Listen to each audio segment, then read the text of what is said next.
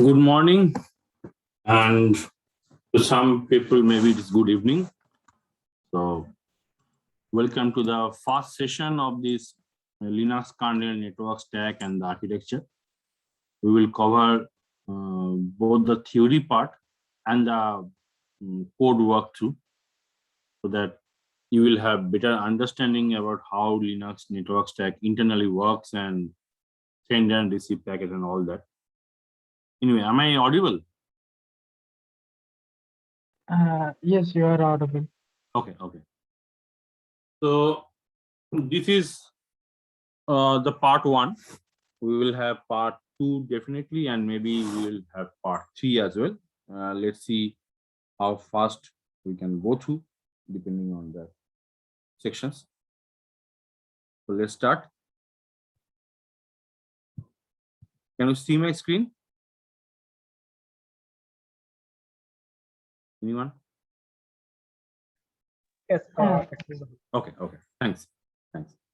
So today's agenda is to go through the kernel network stack. What are the basic difference between the OSI model and the Linux network stack? Then we will talk about the two most important data structure of not only the Linux network stack, but for all the network stack. I have hands-on experience on multiple network stack on different operating system, different real-time operating system, along with Linux. So the concept-wise, they are more or less same, and the data structure that we are talking about in this session or maybe in later session also, conceptually you will find similar data structure in other main network stack as well. So those are very important to understand, and those will actually really help you to understand the underlying concept and working model of kernel stack. Then we will have a understanding about how the network intermodules or submodules interact with each other, communicate with each other. This concept is not very specific to the Linux kernel submodule. This is common for other areas also, like file system, other device driver, or SCSI device driver. Those concepts are really same.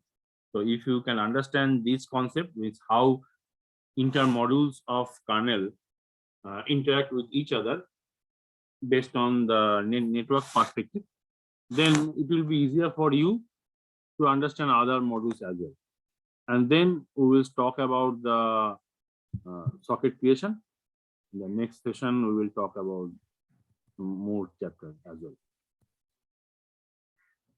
Okay. So here is the OSI model, OSI 7-layer model we all know about, the physical layer and this digital link layer, network layer, transport layer, and then the session, presentation, and the application layer. But in the Linux network stack, you will not see all these 7 layers, although they are there in the conceptualized, but from the coding perspective or from the architecture point of view, you will not see those things in the network stack as it is.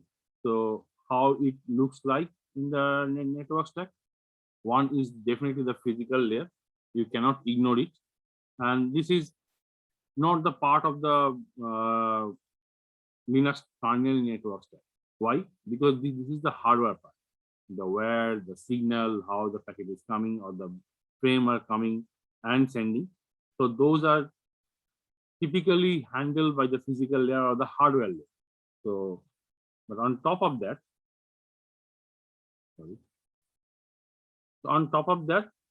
there are 3 layers: the L2, L3, and L4. The L2 actually maps to the same thing what we know about the data link layer in the OSI model. L3 is the network layer, and the L4 is the transport layer. And on top of that, there is the user space application. So there is no separation between the session layer, presentation layer, and the application layer. All are clubbed into a user space application or Vijay, can you please stop your video? Thanks. Okay. So and then on top of that, there is a user space application. So if we uh, think from the hardware layer or the kernel layer perspective, then this is the hardware.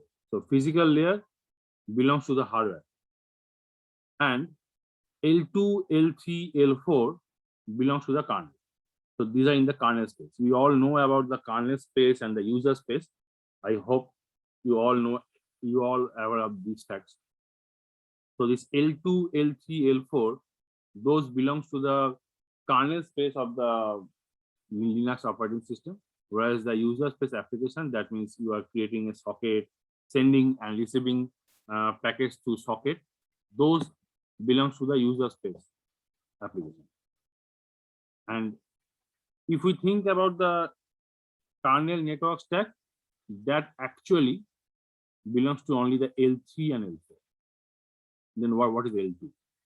L2 is primarily the network device driver, whether that is the Ethernet device driver or wireless or Bluetooth or any other kind of network device driver. Those belongs to the L2.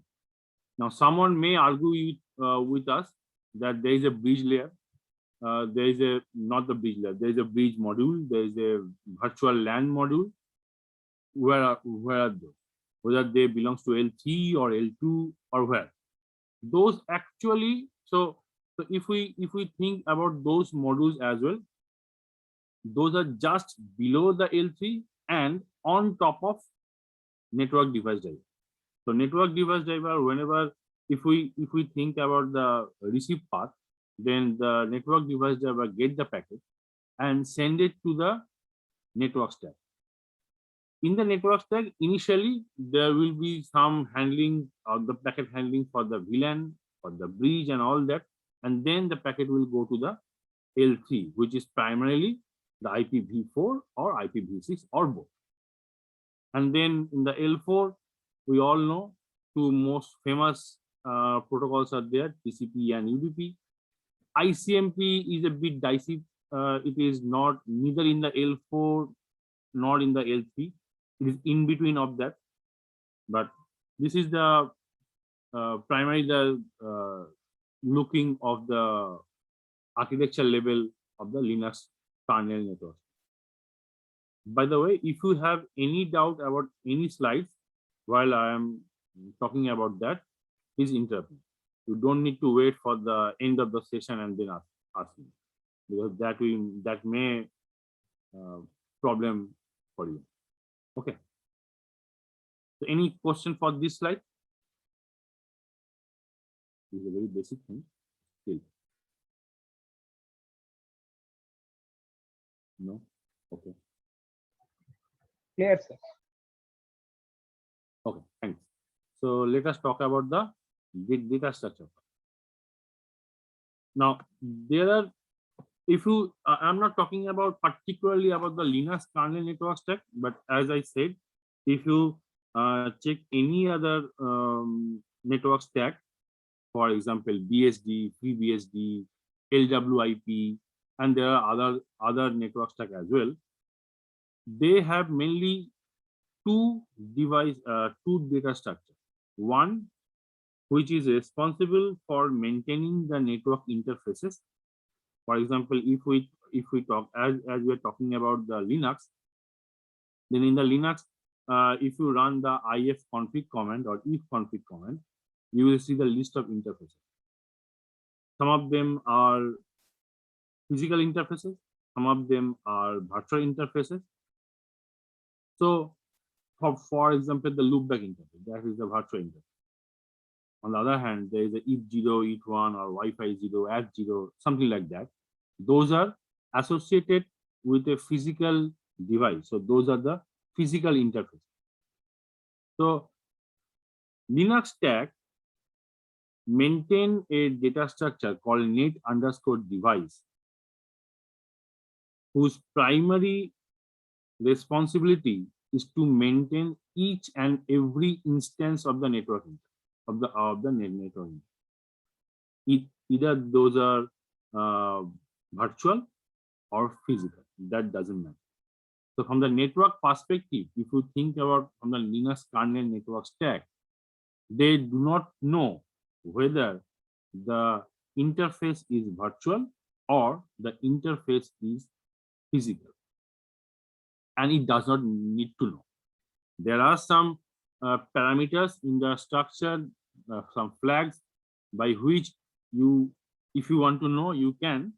But from the concept perspective or the behavioral perspective, it is not required to know whether this particular interface is for an physical interface or for a virtual interface. And so, as I said, this net device structure tracks the state information of all the network interface, whether that interface is down or up or running, whether that interface supports multicast, broadcast, and all that. Every single piece of information is maintained about the interfaces is maintained by this net device. This is a huge structure. It has a lot of information. You may sometimes when I will show you the net device structure in the code also.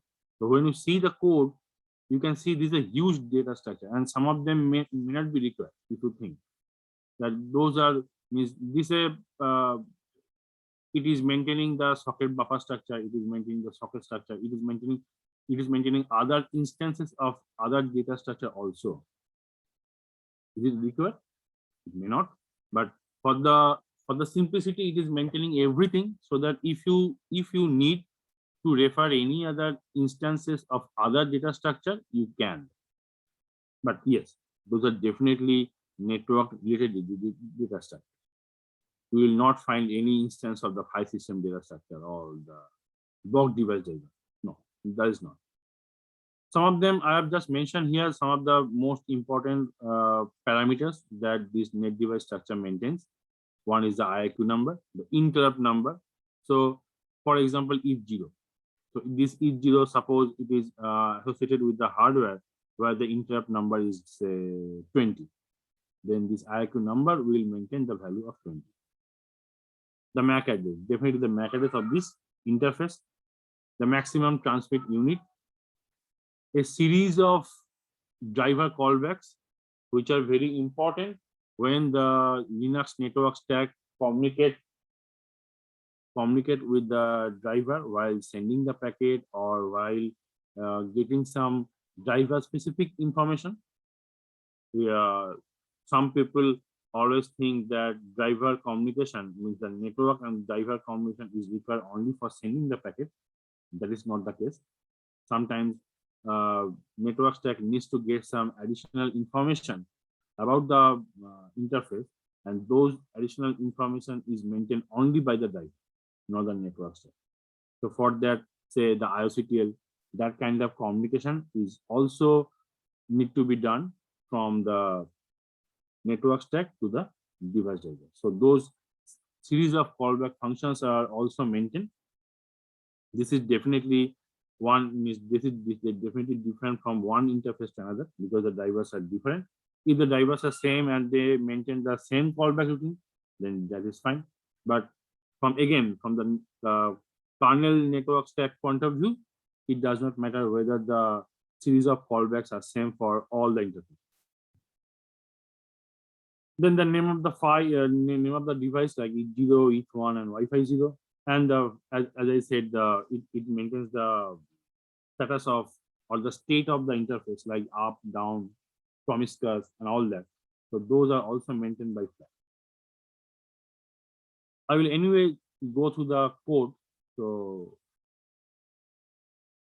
not a problem. Here is an example of the network structure, which you can see in this file. If you have the Linux source code, it may vary. Some of the fields may vary from one kernel version to another. I am here referring the kernel version 4.4.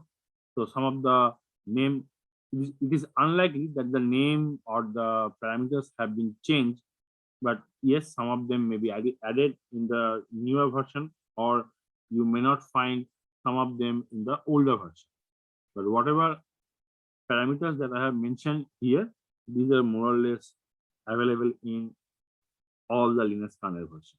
So as I said, this is a name, IIQ, if index. If index is the device index number. So that means how many instance of interfaces are currently maintained by the net device structure. That is, you may know from this if index parameter. Then the stats, this current status of the devices. And as I said, this is the driver callback routine net dev ops. So this is populated by the underlying device driver. Whether again that device driver could be a pseudo device driver, a virtual device driver, or a physical device driver. That doesn't matter to the network stack.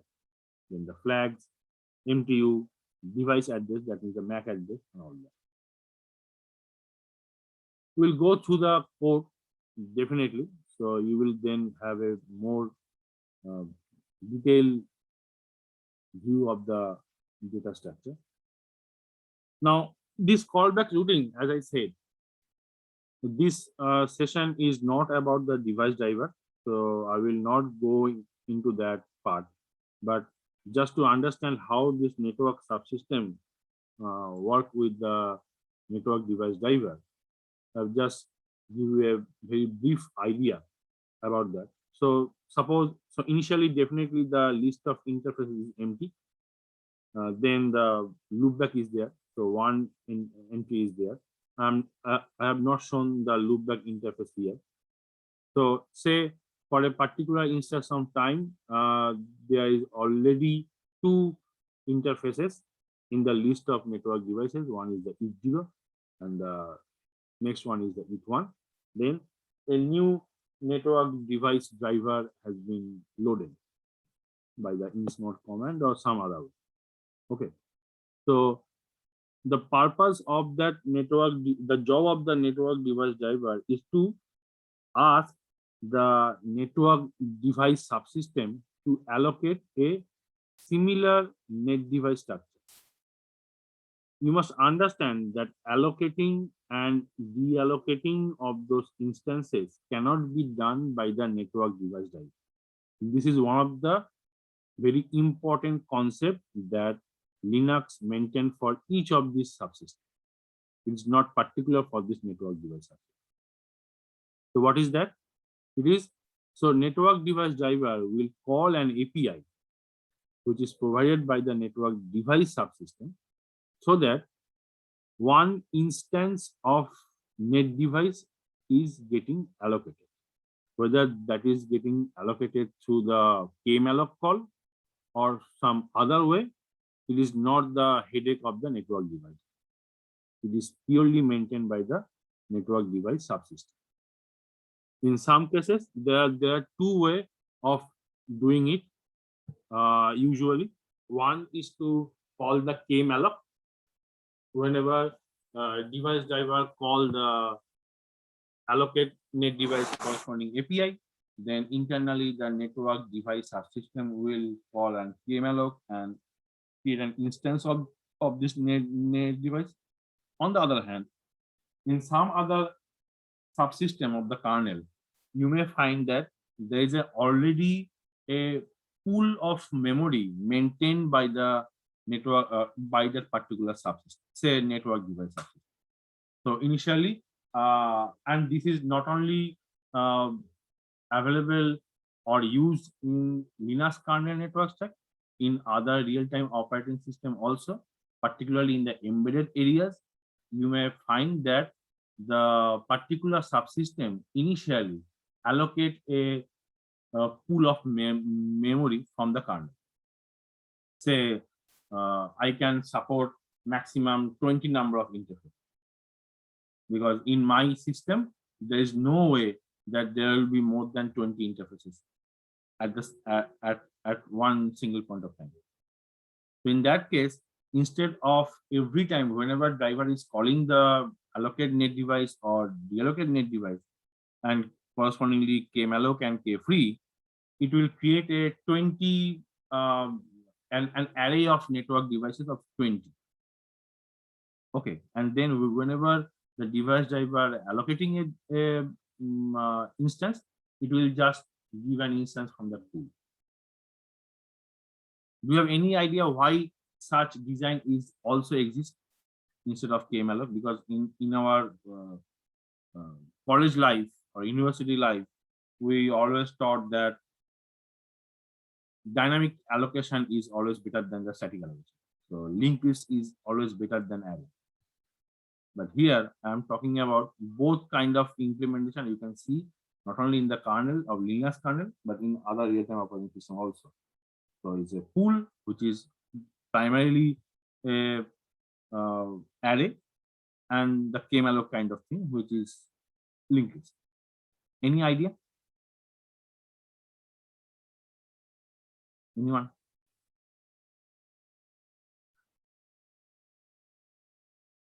No. Am I audible still? I'm not sure. Means too much silence is here. Hello. Yes, you are audible. Okay. No Okay. problem. Yeah. Thanks.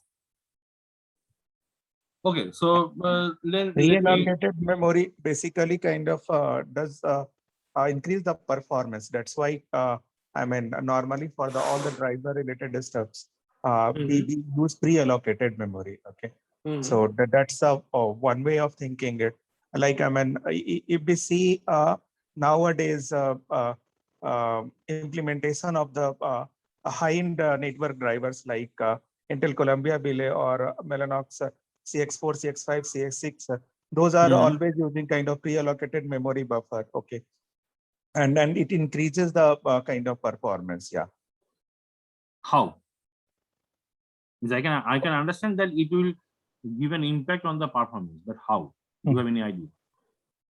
Yeah, basically kind of you save the time. So like if you apply ftrace or any other calls and see the kind of the flow, okay, like pre-allocated socket buffer or dynamically allocated socket buffer. If you calculate the time, so always kind of if something is already done the pre-allocated, not only No, this that is fine. That I understand that pre-allocated memory always be available quickly compared to the dynamically allocated. But yes, that is one of the thing which is definitely give an impact. In case of so if I take that point and discuss from that perspective, Shubham Pandey, raise your hand. So you can unmute and say, Shubham, you don't need to raise your hand and then ask me to allow you to say anything. Yes, Shubham, you can say if you want to say anything. No, Shubham actually raised hand. So okay. Shubham raised hand. Okay. So yeah, Tathagat sir, I mean, you can explain on top of this whatever I told, so that I will also get some more depth on this. Yeah. Yes. So what I was trying to say is that yes, definitely, dynamic means the already if we take the memory from the pre-allocated areas, then it will definitely give an impact on the performance. But so when you design a particular module, which design you will choose, whether the pre-allocated or the dynamically allocated. So what are the pros and cons? So you must understand that what is the purpose of your module. If it is if we are talking about the network device subsystem, so if you are the owner of the network device subsystem, should you do it using the pre-allocated kind of thing? I don't think so. Why? Because allocating and deallocating of network interfaces is not very often, because loading and unloading device driver is not very frequent in any system. If you are talking about a PC or desktop kind of environment, or even if you are talking about any embedded kind of environment, usually the number of peripherals is already defined. So one thing one thing that can happen is either the loading and unloading the corresponding device as well. But that happens very rarely, right? So if that is the case, then there is no point of having a pool of network interfaces, because you already know, because how many, so it is very unlikely that a system has 20 interfaces. I rarely see such. I have almost 19 years of experience in the industry, and I have been still working in the embedded networking domain, and I have rarely seen any device which has more than say 10 interfaces. And I'm talking about a router kind of device where there is a Wi-Fi 2.4 gigahertz, 5 gigahertz, Ethernet, LTE, and all that. Even if in that system, you may hardly see more than 10 interfaces. And if we talk about the VPN connection as well, then you can add a couple of more, so maybe 12, 13. And those are usually done at the booting time. So what is the point of doing unnecessary allocating a pool of buffer from the kernel? No point. But on the other hand, if you talk about escape, that is the packet allocation. Okay, and that is happening very, very frequently. Now we are living in an era where 10 gigabit is coming up, and I have seen most of the routers device now coming in the market with the 10 gigabit support and the Wi-Fi 6, and so we are talking a very, very high speed era.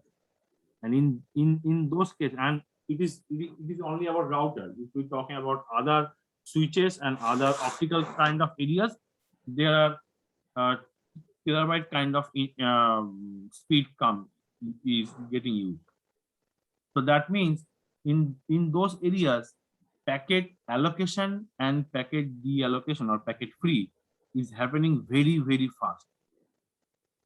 So if we are doing this using this kmalloc or k-free kind of thing, or whatever API that particular kernel provides you, then it will be a big impact on the performance, because every time you are calling this k-free, that means that call is going to the memory management unit of your kernel.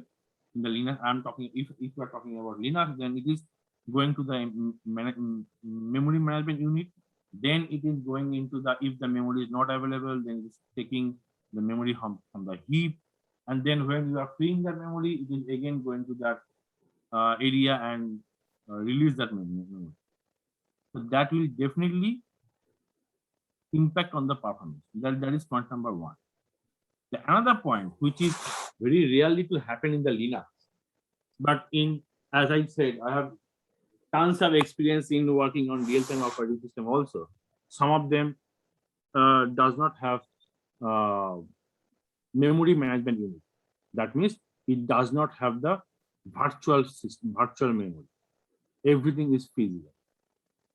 So whenever you are calling this kmalloc and k-free very frequently, that means you are making the memory fragmented. That's a problem. So that will definitely create a problem from the performance perspective. Not only performance perspective, but in some cases, sometimes it happens that it is the memory is too much fragmented, and although the overall free memory is available, but a chunk of or the contiguous memory is not available. In that case, it will create a problem. You get my point? So both designs are available. It is up to you to decide which one is suitable for your model. Okay, so let us continue. So here we are allocating the net device structure. Then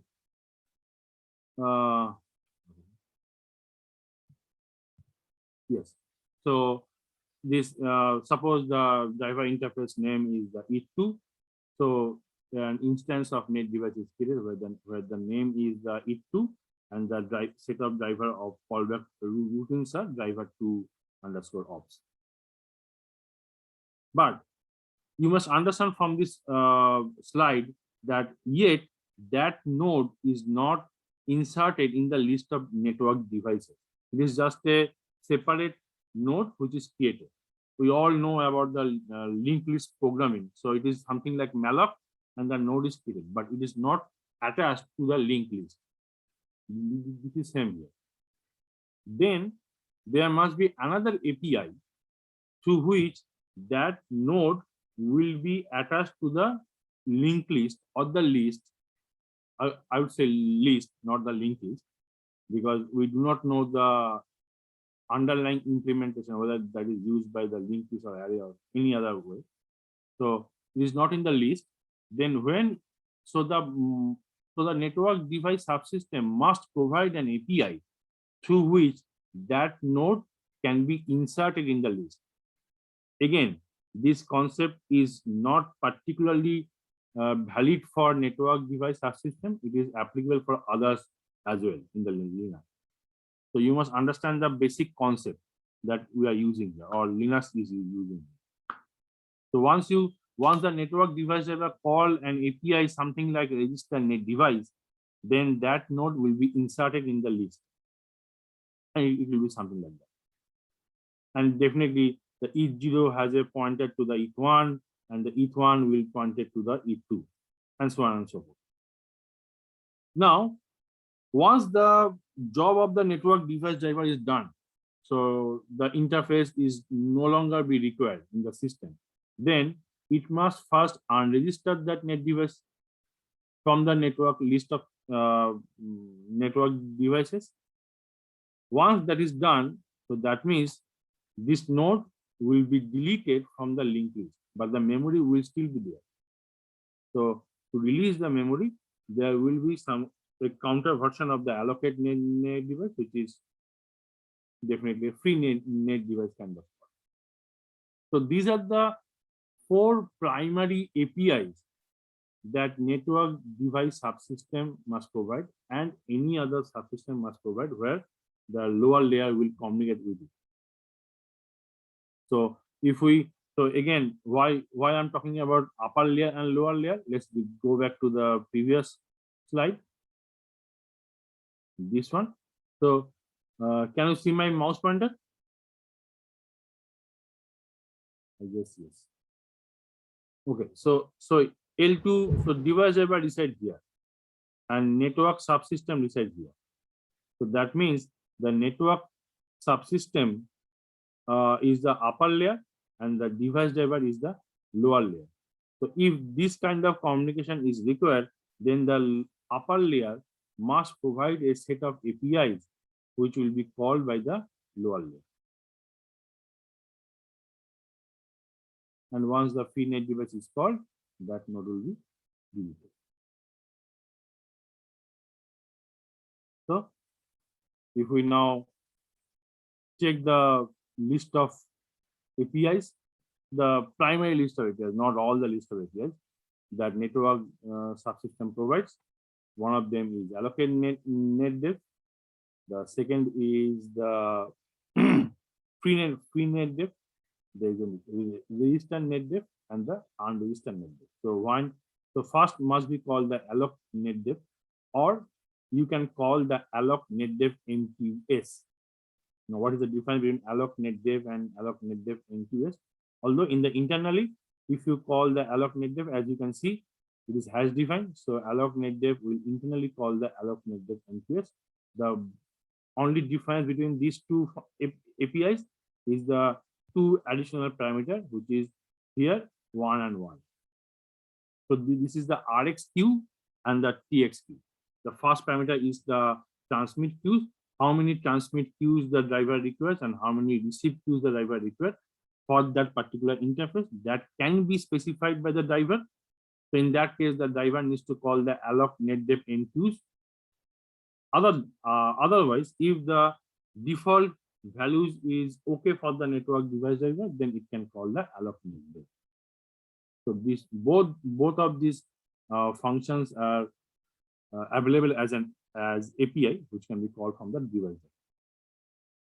Okay, and once the alloc net dev is created, it is actually returning one instance of the net device, which will be used for further calling of the APIs, like the free net dev, registered net dev, and unregistered net dev.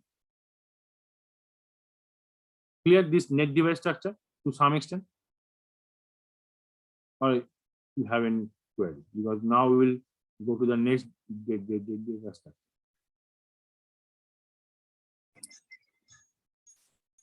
So do we use probe call here? Sorry? Network drivers, probe function. Probe function, yeah, the probe function will be called if it is a PCI kind of layer and all that. But that will be again, those will be called by the kernel PCI submodule. But we are not talking about the PCI or the device driver part here. We are, this is whether that is the device is using the PCI bus and all that, that is not any dependent part here. It mainly, I'm talking about the APIs that the driver will call. Whether the driver is using PCI or any other bus, that is independent, not dependent.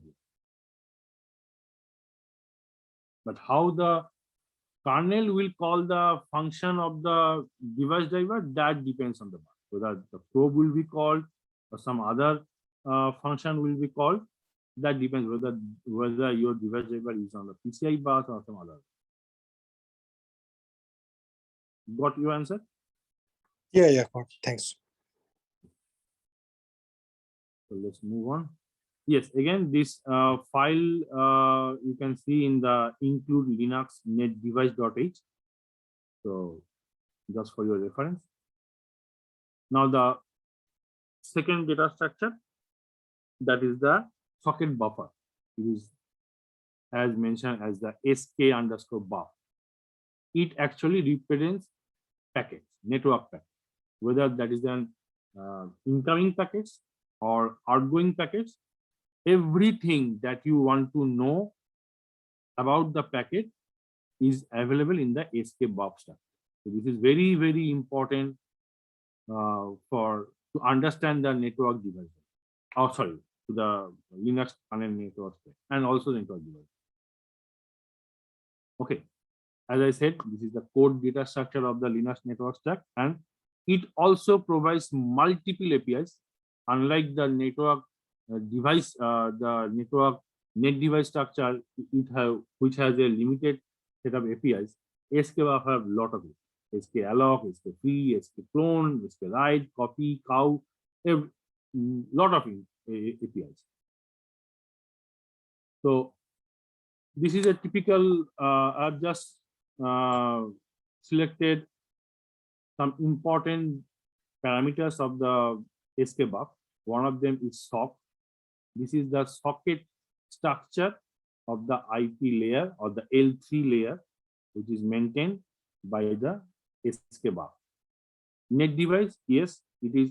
So each and every packet, whether that packet belongs to ETH0 or ETH1 or Wi-Fi 0 or loopback, that you can know from the packet device type.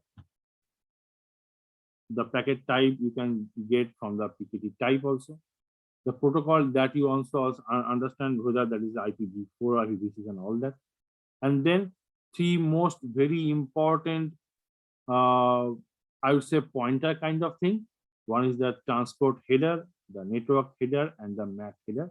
These three actually points to the area in the socket buffer where the TCP or UDP header resides, IPv4 or IPv6 layer resides, and MAC layer resides. And then four very important parameters are there: tail, end, head, data. Again, this data structure you can see in the sk_buff.h. So let us talk about a little bit details about this data structure. So there is a global variable called sk_buff head, which is of list type. So this is the, so if you think about the linked list, every linked list has a head pointer.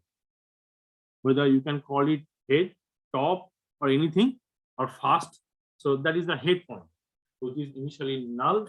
And then once the SKB is getting allocated, the SK buff head will point a list of buffers. And this is circular. You can see from the data structure that it has next and previous. That means it is a circular kind of thing. So the previous pointer will definitely point to another SK buff structure, and the next will contain our SK buff structure. These two SK buff structure from the data structure point of view is absolutely same. The only difference is the packet or the data that it contains. So the previous pointer. So this pointer will contain the packet 1, and this will contain the packet 2, or maybe it contains the packet for other interface. So these are random. So you must understand that SK buff maintain the list of packets which are not for any particular interface, say ETH0 or ETH1. It is maintaining the packets which is a mixture of ETH0, or some of them are ETH1, some of them from loopback and all that. It doesn't matter, because if you want to know that to which interface this packet belongs, there is a net device structure. You can see that from there. Okay. So again, this SK buff also has a next structure and a previous structure. So the next will contain the SK buff, and the previous will also contain another SK buff. And there is an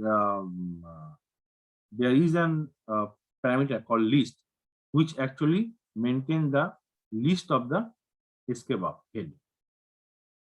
So everything is there. Every pointer means whatever pointer you can think of that you want to go to the previous SK buff, you want to go to the next, you want to go to the head and all that. Every pointer is there maintained. That is why this net device structure and the SK buff structure are very large in size. Now, as I said, it points to the socket structure also, the network device. And so the network device will point to this ETH0, as we said. So maybe, so this packet belongs to the ETH0. So that is why it is points to the ETH0 structure. Maybe the next SK buff, maybe this SK buff contain the packet for the ETH1. Then the dev parameter of this SK buff will point to the ETH1. Okay. So now let's check the buffer, the packet, the actual packet that is coming in, that is there in the SK buff structure. So if we talk about this buffer, then there's a head pointer and the end pointer. Head pointer points to the head of the buffer, and end pointer points to the end of the buffer. And if we talk about the data will point to the beginning of the packet, and tail will point to the end of the packet. So what is the difference between then head and data and tail and end? Head, so if we think about the packet, so here just we have given an example of UDP packet. So say let us we have received a packet, an UDP packet which will contain the MAC header, IP header, UDP header, and the UDP payload or the data. That is the packet content, right? There are some additional information maintained by the SK buff for this buffer. So those additional information are also there in this buffer structure. So the buffer will start from the head and it will finish at the end, which will be pointed by the head pointer and the end pointer.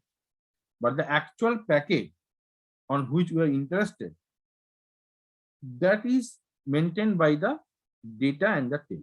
So data will point to the start of the packet, and tail will point to the end of the packet. Okay, and then so the MAC header will point to the MAC header of the packet. IP header or the network header will point to the IP header.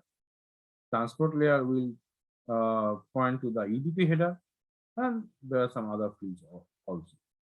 So this is how your socket buffer structure looks like.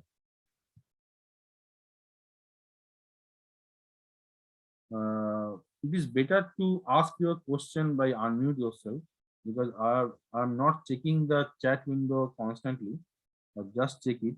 Nandan asked me that does this buffer varies with 8.11 packet?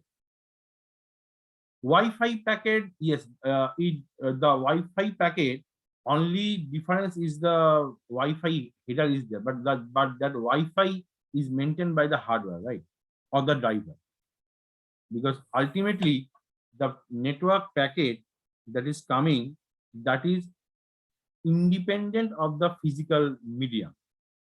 Whether you are receiving the packet through wireless or receiving the packet to the Ethernet or receiving the packet to the Bluetooth, that does not matter to the network stack. It has to have all these headers, MAC headers, or the L2 headers, L3 headers, and L4 headers.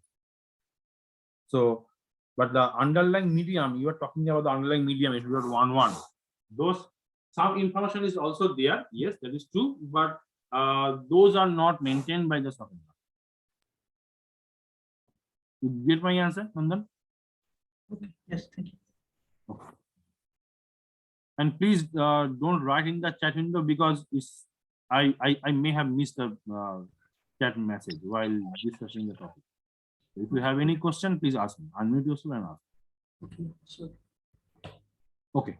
So this is about the socket buffer structure. So this is all about the two major data structure that we need to know while understanding the Linux kernel network stack. So now let us talk about how this inter submodule communicate with each other.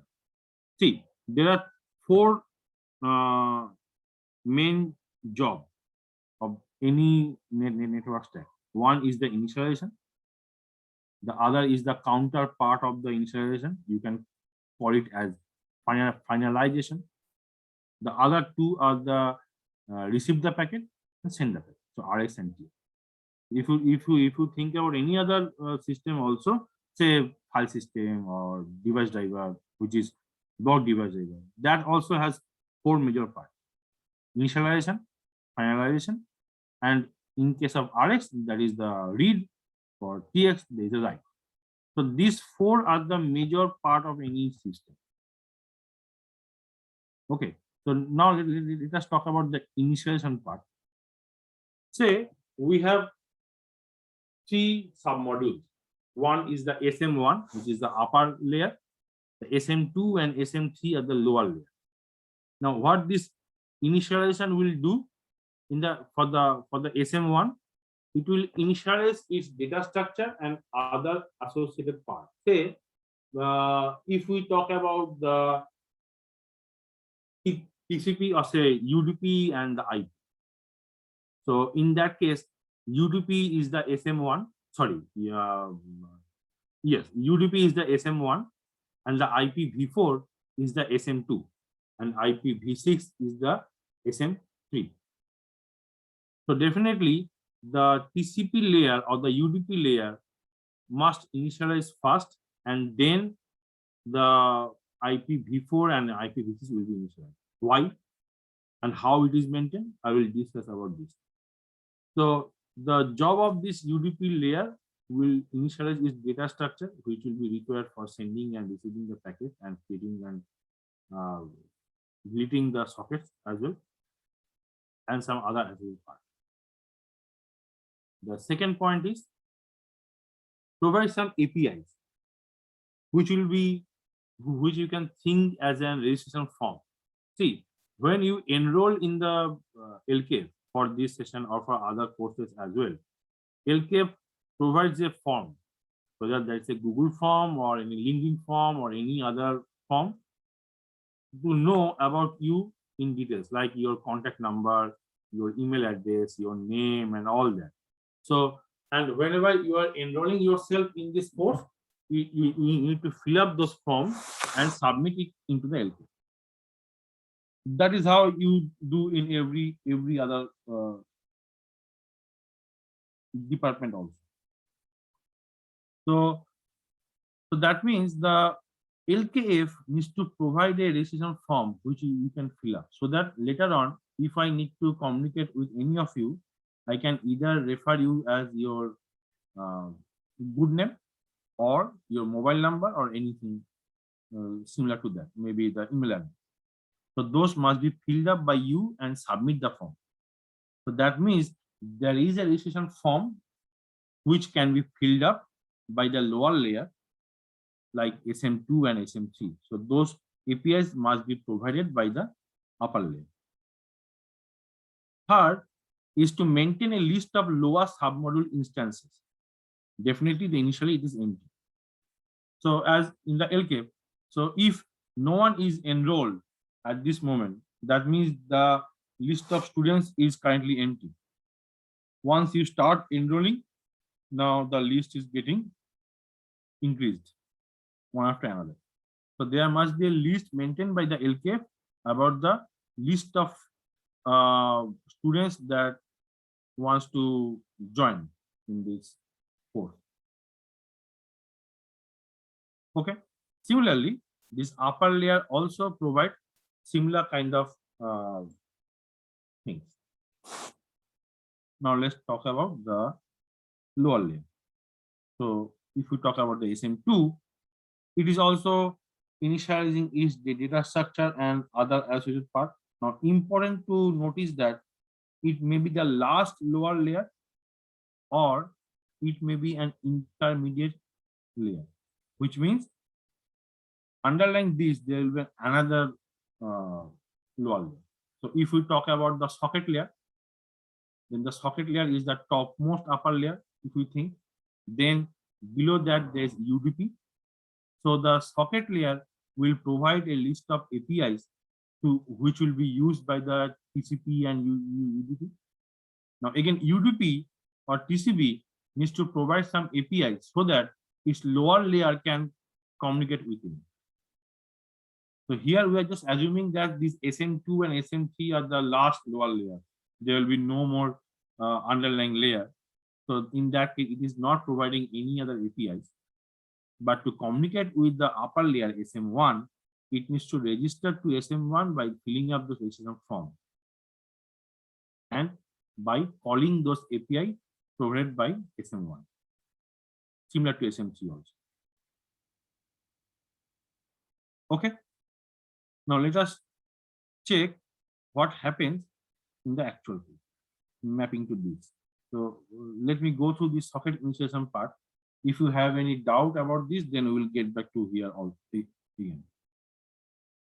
So now, so let us replace this upper layer SM1, SM2, SM3 by this socket, then INET and INET6. INET is the socket structure as you can protocol that IPv4, and the INET6 is the IPv6. So if we create a socket, there are 3 parameters you need to define or you need to provide in the user space. One is the AF INET or AF INET6. The second is the whether there is a TCP socket or UDP socket or raw socket and all that. And the third is the protocols that you need to support, that you need to that on you are interested. You usually specify that as a null, but you can specify their protocol as well. Okay, so from that perspective, socket is definitely the upper layer, and INET and INET6 are the lower layer. But INET and INET6 are in the same layer, so they are kind of siblings. Okay, so the socket layer, the initialization routine is called sock_init. I will show the source code also. So this is the this is how sock init looks like. Okay, so here you can see it is allocating or initializing number of things. for example, network system call infrastructure, SKB initialization, protocol, and all that. And also, it will provide two APIs. One is the socket register, sock underscore register, and another is for the unregistered, is the sock underscore unregistered. So these are the two APIs that socket layer or the socket sublayer submodule will provide to its lower layer, lower submodule. And when you are registering, you need to fill up a form. So that means the form is nothing but a data structure. So in the LKF, there is a document that you need to fill up. It's a data structure.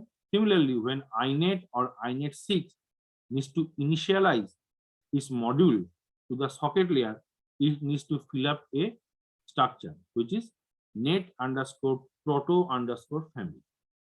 This is the structure. So whenever INET will initialize, INET will call this sock underscore register with its own instance of net proto family. Similarly, when INET 6 will call in the initial function, which is INET 6 underscore init, it will also call the sock register with its own instance of net proto family. And these two will be added in the linked list or the list of the socket layer, as you can see here. This is adding the list in there. So this is the net family. It is maintain an array. So there it will be added.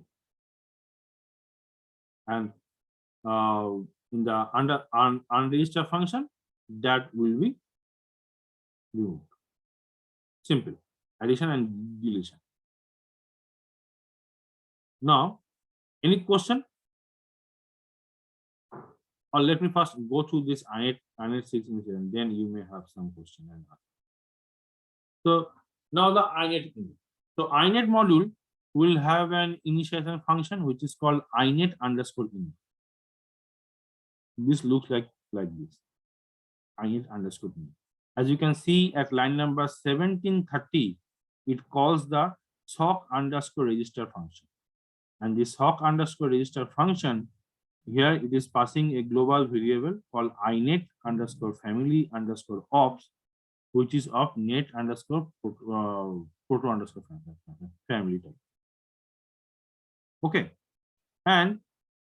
But before that, it is registering the protocols layer also. So say UDP, TCP, RAW, ping, and all that.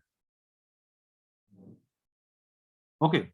So it is not only registering the socket structure, it is also registering the protocols also. And this UDP protocol structure, this TCP port structure, these are the list of callbacks which will be called when packet is sent outside. We will talk about this in the next session, next in our webinar. We will not going into details in that in today's session. But yes, those are required also. I'm just giving you one hint here so that we can refer this in our next session. But let us concentrate on the other part that we are discussing right now. This is the socket submodule register. So this socket registration is socket submodule by this sock underscore register. Okay. And how this INET family of looks like. So there is a one structure. This is the structure. So where you are mentioning the family, this is PF INET structure.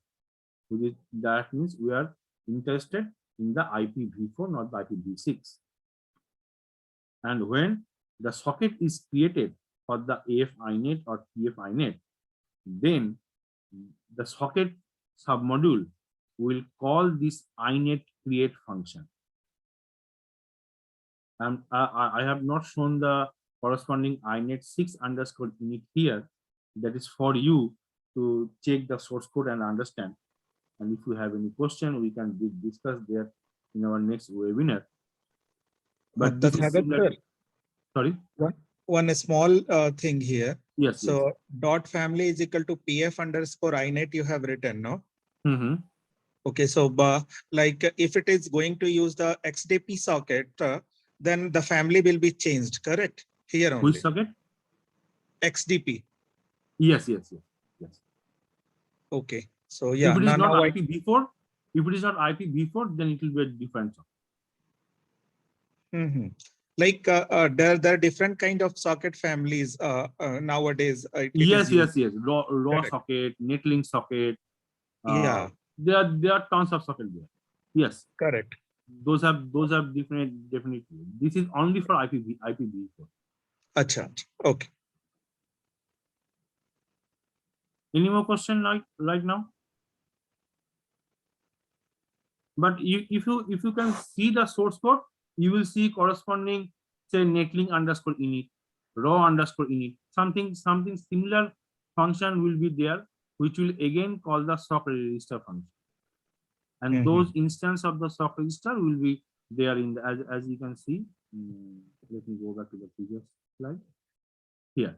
So it will be inserted in this net and you can define your own.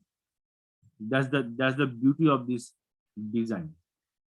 So later, if you have any customized socket thing, which may not be a standard for the for which, which may not be an international standard, but maybe that particular communication is for embedded device, which is purely between your server and client for a particular purpose, you can add your own socket type as well.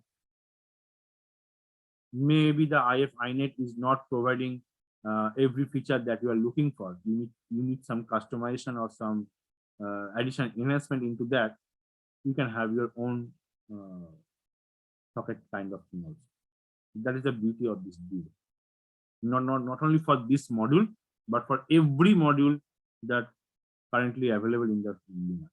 So that is why I'm more interested in discussing about these things conceptually, so that you can understand how Linux works, not only from the kernel network stack perspective, but for every other module.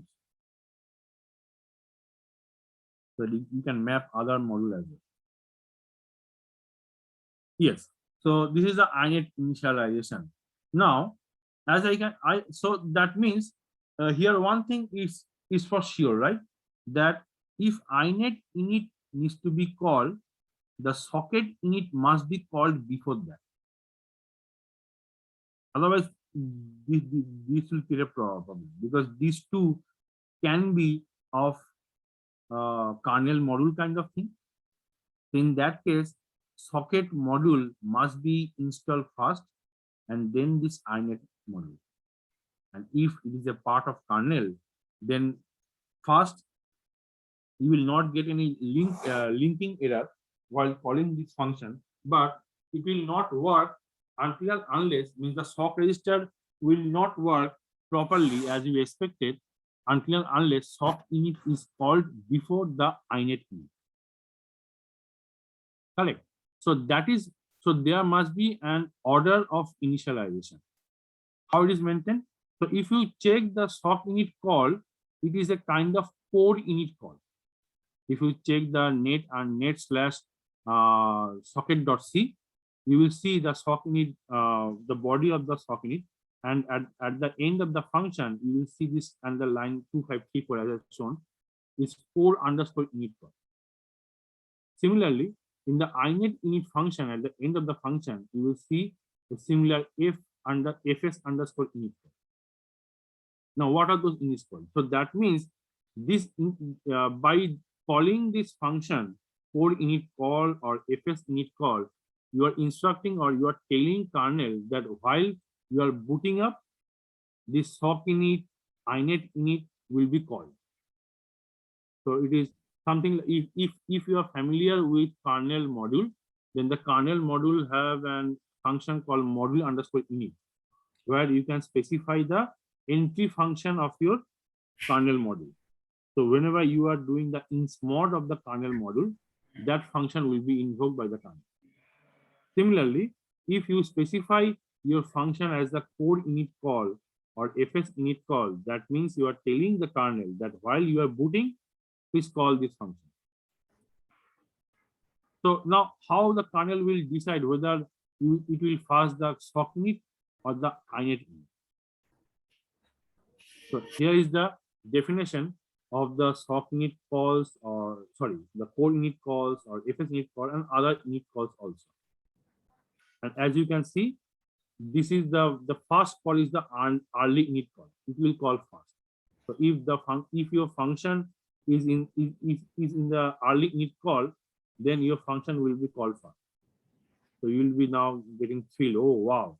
So my function is getting called. So if I want to be the first boy or first girl, I need to make my function as early init call. Please don't do that. Why? Because at the early init call, some of the modules are not initialized yet. And if you have any dependency on those modules, because early init call, the operating system is just getting booting up. Very few modules are available at this moment. Very basic things are now running or initialized. So if you are dependent on too many modules or too many other submodules, then your function should not be in the early init call. Usually those are device init call or late init call, something like that. So as you can see, in the core init call, the defined init call is the 1. But for the FS init call, the number is 5. So you must understand that the number is the order of initialization. So 0, so the early will be called first, then the pure, then core, then postcode, then architecture. So these are the architecture. So there are some functions which are architecture specific, like ARM related something. So some timer module is there, which is your architecture ARM specific. So which must be initialized. So those must be mentioned as the arch init, then the subsystem, and then the FS init. So by this ordering technique, it is maintained that the sock init will be called first and the init init will be called later. Okay. So that is all about the initialization part. If you have any question, you can ask.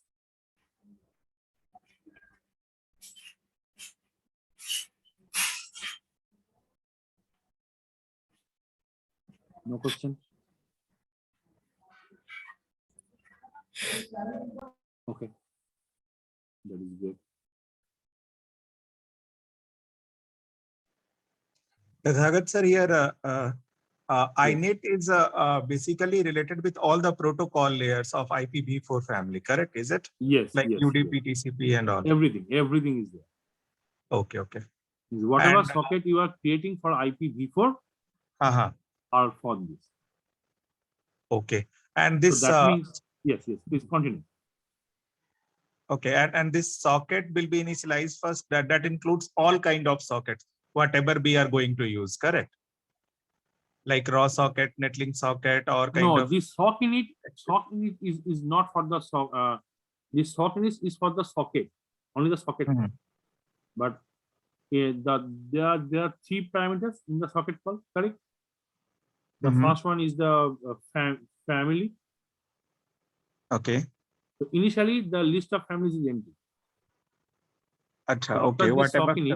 So after this sock init, if you stop booking the any further intermodule, the lower module like the inet core and all that, then from the user space, you cannot create an IPv4 socket or inet socket.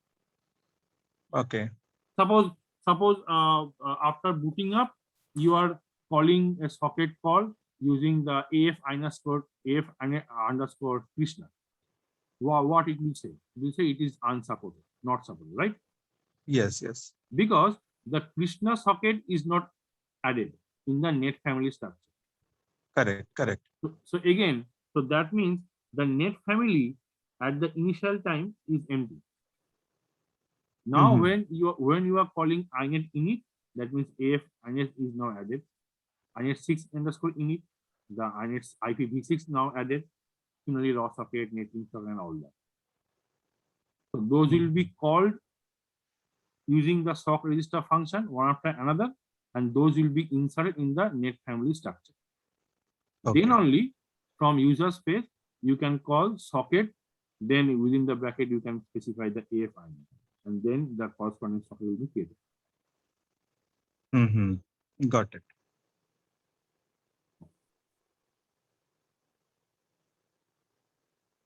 So now let us check the socket create function.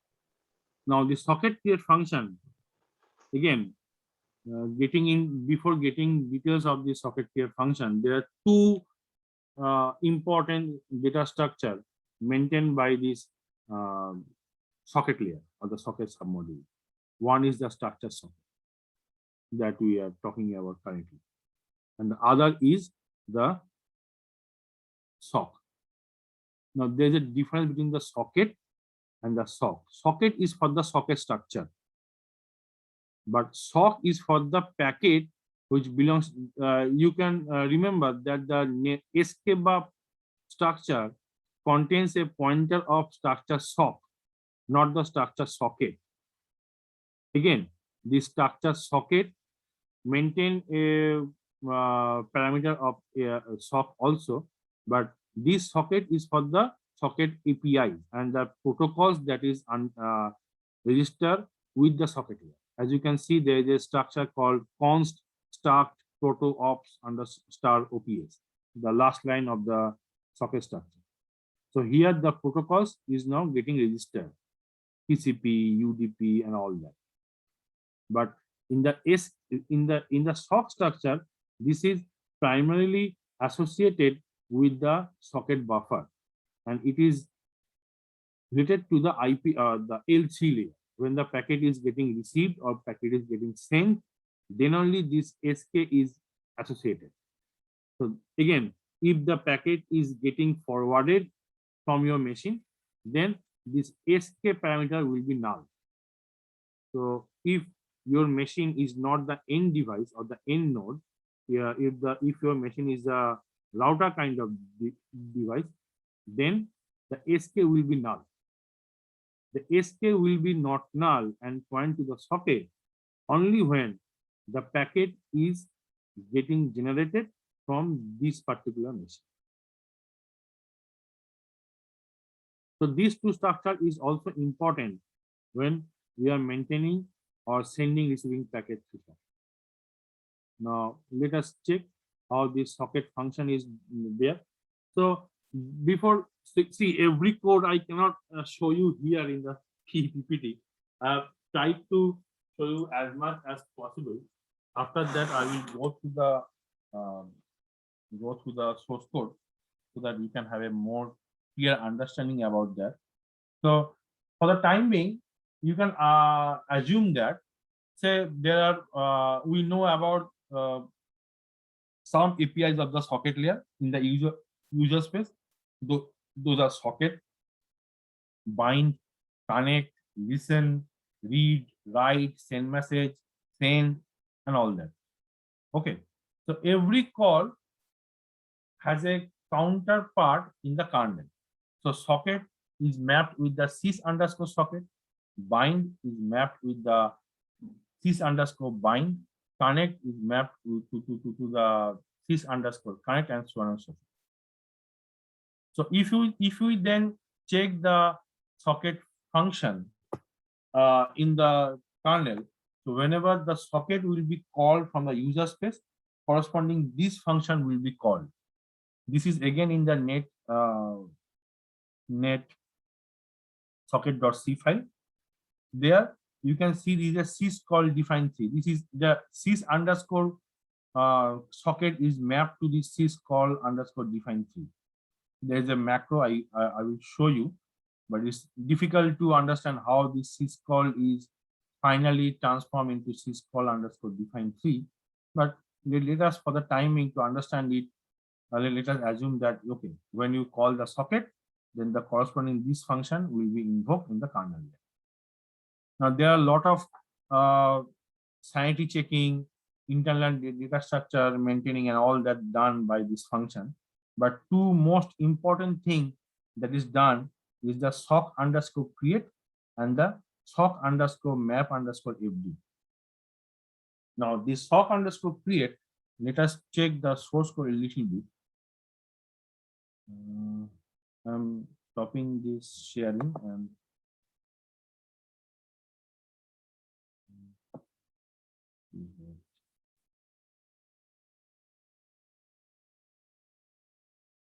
can you see my Ubuntu? Yes, yes, it is visible. Okay. So here,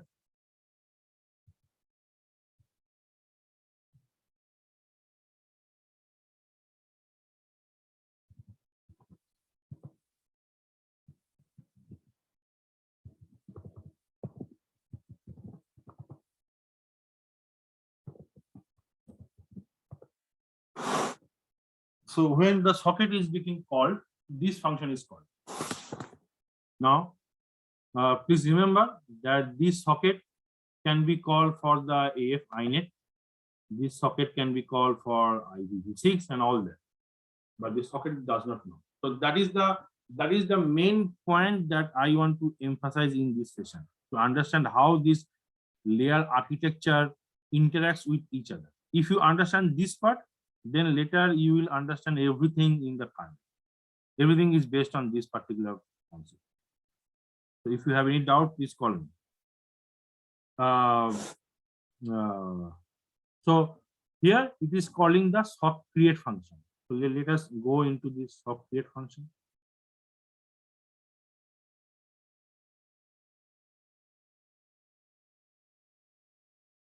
This soft create function we will call the soft underscore soft create.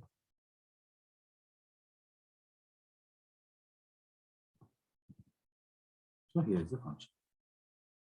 So it is just checking whether the family support means these are the standard sanity checking. So as I said, if I call soft f underscore Krishna, then it will not belong to here, and it will say that it is not supported. And then it is checking whether this is a PF kind of PF packet underscore socket or PF kind of socket and all that. Okay. And then the most important part is that after creating these are the done by the socket in structure. So it is creating a new socket structure. If you check, it is again calling it. So here is a new inode, it is getting created, and this is again, as I said, these are the not the malloc kind of thing. If you check, this is cached alloc. So that means it has already created a cache. So if you check, just to give you a little bit details about that part. So let us check about the soft init part.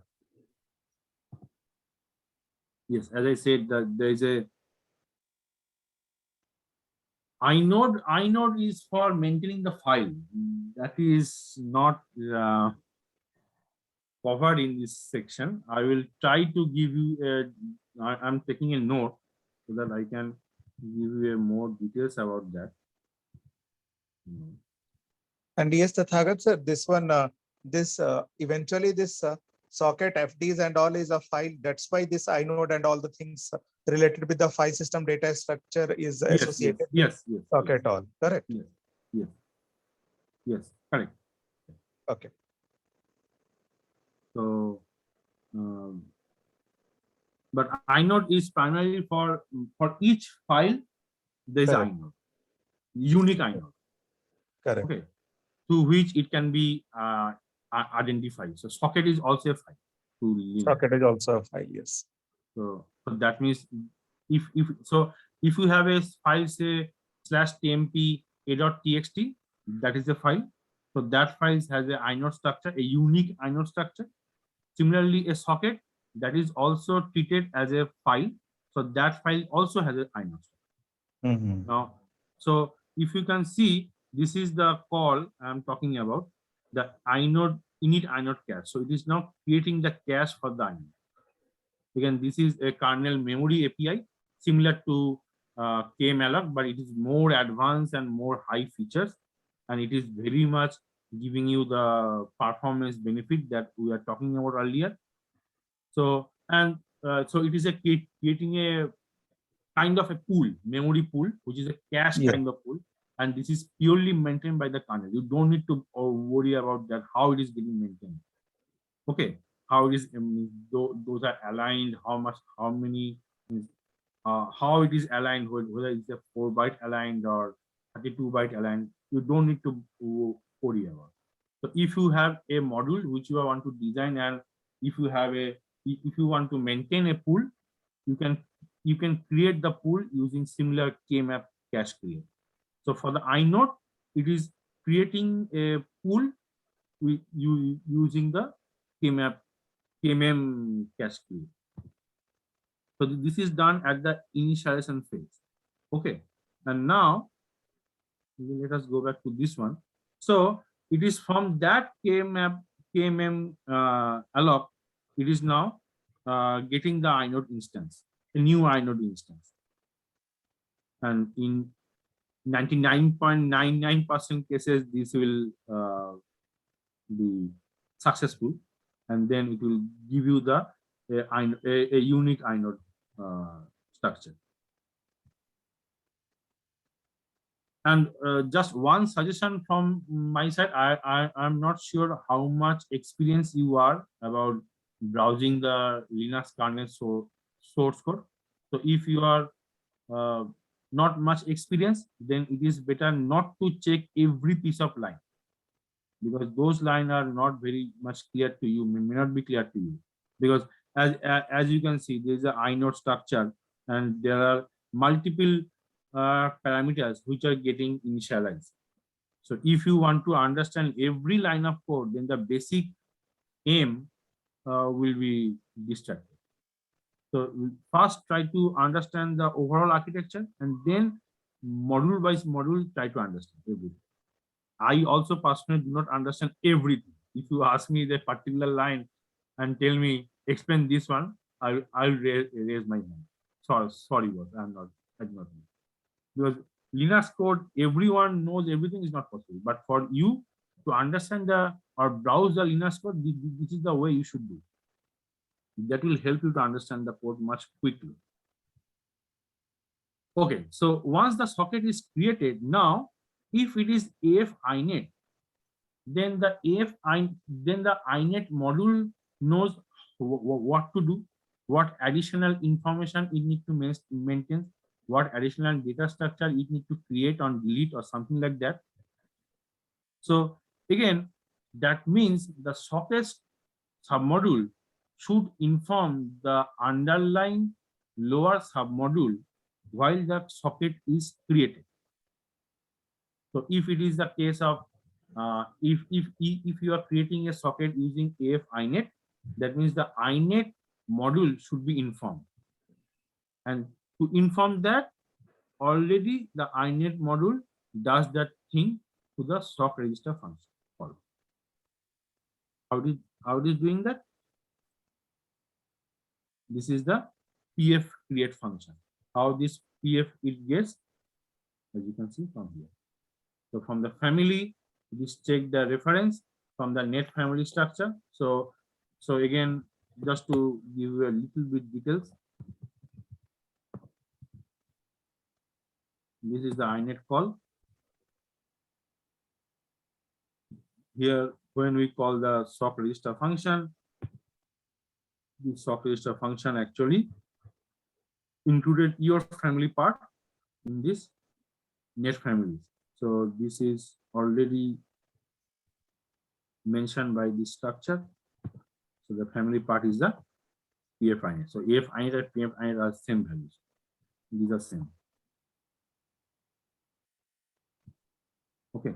So then this sock register actually added that instance into the net family, and here it is getting that reference.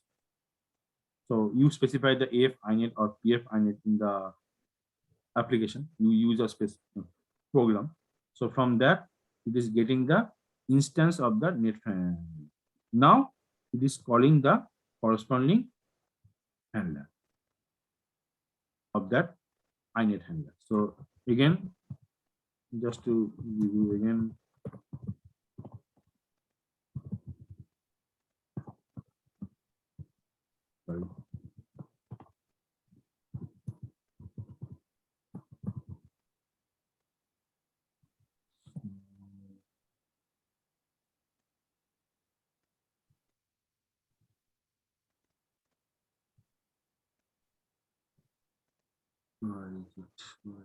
Yes. So it is a create handler, inet create, and if you are calling from this one, that means the inet create is getting called. So that means this function will be called. Now this maintain that particular socket, the state of the socket. Initially, definitely the socket in the unconnected mode because just the socket is getting created, and then some internal data structure is maintained by this inet init, which is independent, means which does not need to be known to the socket layer because socket layer is the upper layer. So this particular philosophy or design is followed in other structure also. In our next session, when I will show you the UDP packet session or the TCP packet session, then also you can see how the socket is sending the packet to the inet, then the inet is sending the packet to the TCP or UDP, and then TCP UDP is sending the packet to the IP and all that. The same thing is getting followed there also. And then it is calling the SK alloc. The socket is now SK structure is now getting created, and then this inet is also getting populated and returning you. And then one most important, another important API is the wait is a sock map FD. So in our socket call, there is a sock create, and then there is a sock map FD. This is the if this function is responsible for mapping a unique file descriptor handler 1, 2, 3, 4, 5, any number, and that number will be returned to the user space if the socket is getting created successfully. And then that will be the handler for subsequent socket related APIs. So this sock map FD actually getting the FD, which is still now not getting used. So it is creating a new socket and returning that to the upper layer. Okay. So now, if you have any question, we can go through. Otherwise, we will go back to the we will go back to the PPT.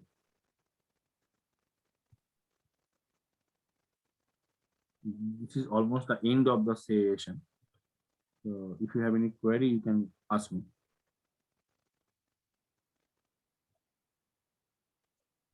This all the recording and slide later can be referred. Yes, yes. How we will get the URL, Tathagat sir? Those will be shared here. Okay. I'm not the person who will do that, but yes, those will be shared with. Okay. Thank you.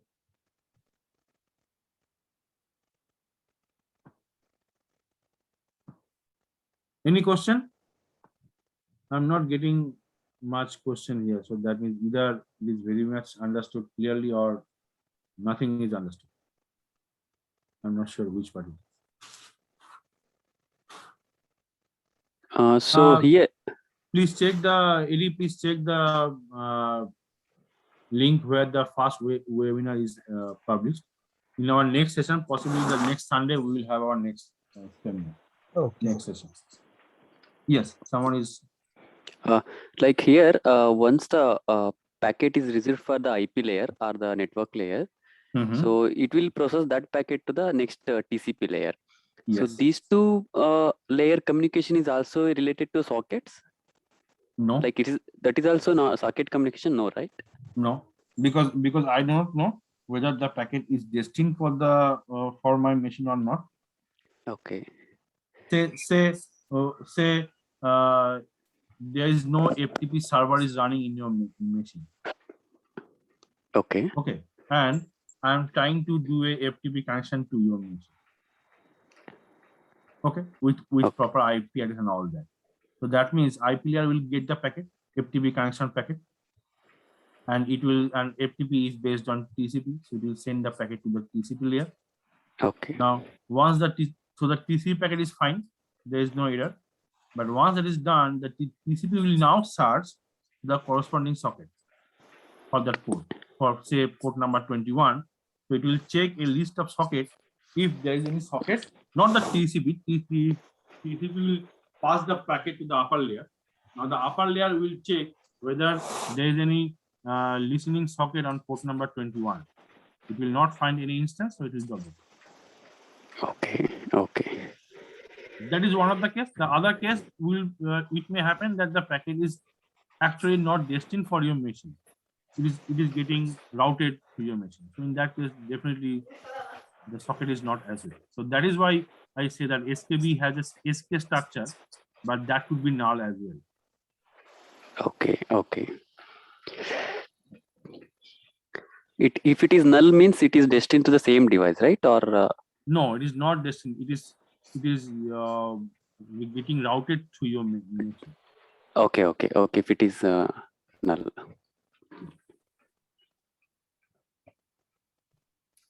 Any more questions?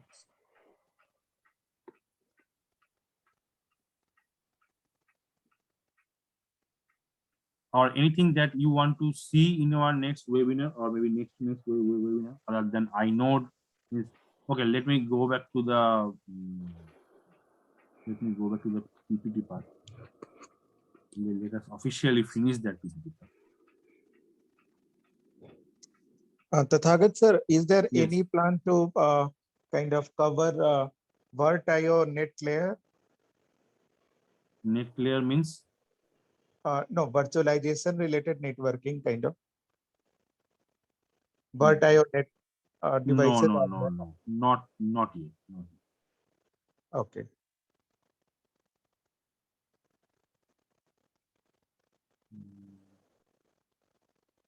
Please wait.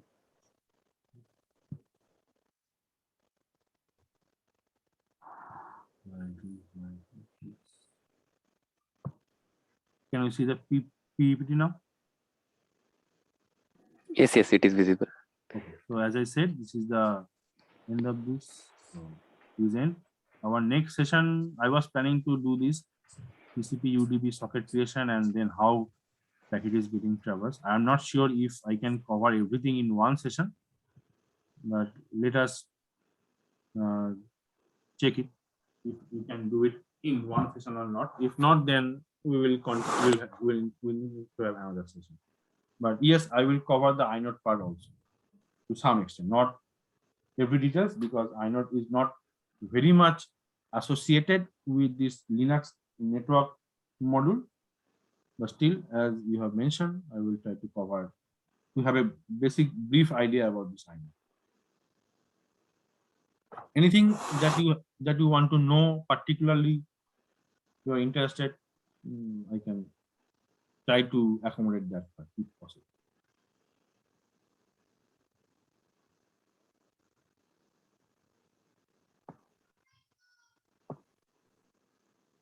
No? Okay. Then if you do not have any more question, we can close the session for today. And possibly the next Sunday, we will have our next session as well. But as it is mentioned in the chat window, please check the LinkedIn page for the following session.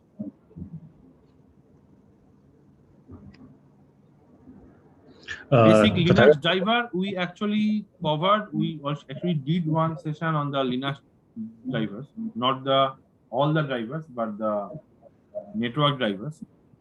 But I need to check if there is any plan for again the Linux driver in the next session. One Yes. quick question, basic one. So when we say that layer one, the hardware layer, right? Mm-hmm. So I have a picture of it. When you say this, you just mean the Ethernet port or the entire NIC? Entire NIC means, see, the Ethernet port, the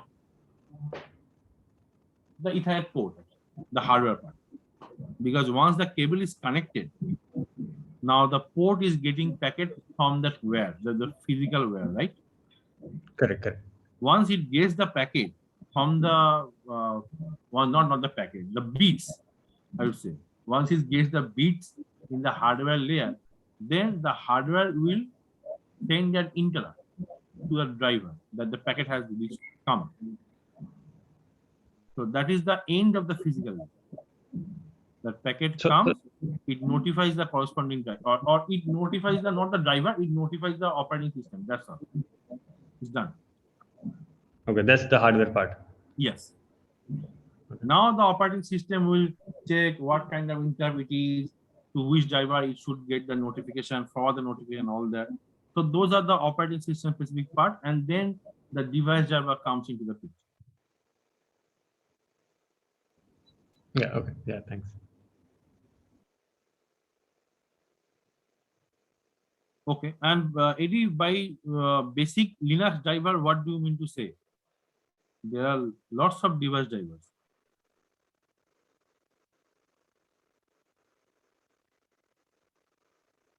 Simple module.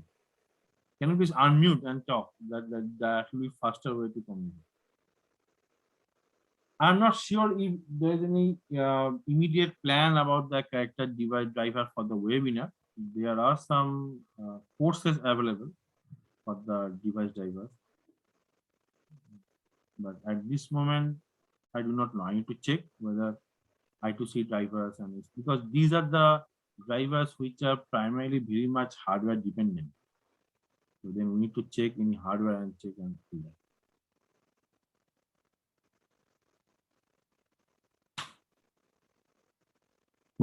Oh.